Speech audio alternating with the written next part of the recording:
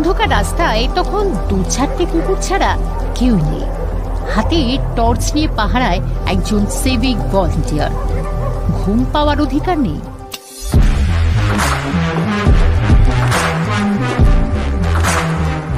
সকালে বাড়ি ফিরে কোনোভাবে পোশাক বদলে মাঠে 1 ঘন্টা ট্রিবলিং, 1 ঘন্টা শুটিং, তার সঙ্গে স্প্রিট ফ্রি হ্যান্ড তো রয়েছে। আপনাদের নারুগোপাল হাইদকে মনে আছে? মনে না থাকারই কথা।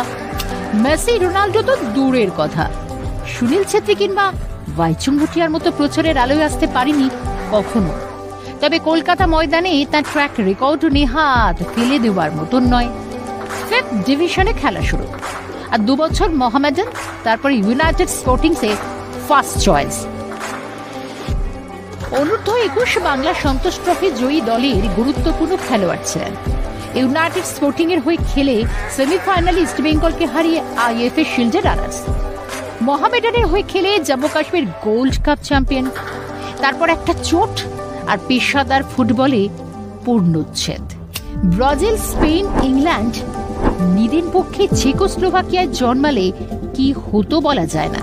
তবে এই দেশে নারুগোপাল হাইদ বর্তমানে সিভিক ভলান্টিয়ারের কাজ করেন। খেলাধুলো দিয়ে তো আর পেট চলবে না, তার জন্য পেট চালাতে গেলে অর্থনৈতিক কন্ডিশনটাকে স্ট্রং হতে হয়। বয়স বাড়ছে, সবসময় ফুটবল থাকবে না, একটা সময় ফুটবলটাকে সবাইকে ছেড়ে আসতে হয়। যে ওই সময় মমতা ব্যানার্জি আমাদের মাননীয় মুখ্যমন্ত্রী অ্যানাউন্স করেছিলেন বলে আজকে আমি মাসের শেষে একটা মাসোহারা পাই। হয়তো সচ্ছলভাবে চলে না, কিন্তু চলে আর কি। কিন্তু খেলাধুলোর লাইফ আর এই চাকরির লাইফ অনেক অনেক আকাশ পাতাল পার্থক্য। সেখানের পরিবেশ একরকম আর এখানকার পরিবেশ একরকম। কখনো ভাবিনি যে ওই লাইফে ফুটবল খেলা আসার পর যে আমার সারা রাত ধরে ডিউটি করে আমার জীবন এইভাবে চলবে। 6-7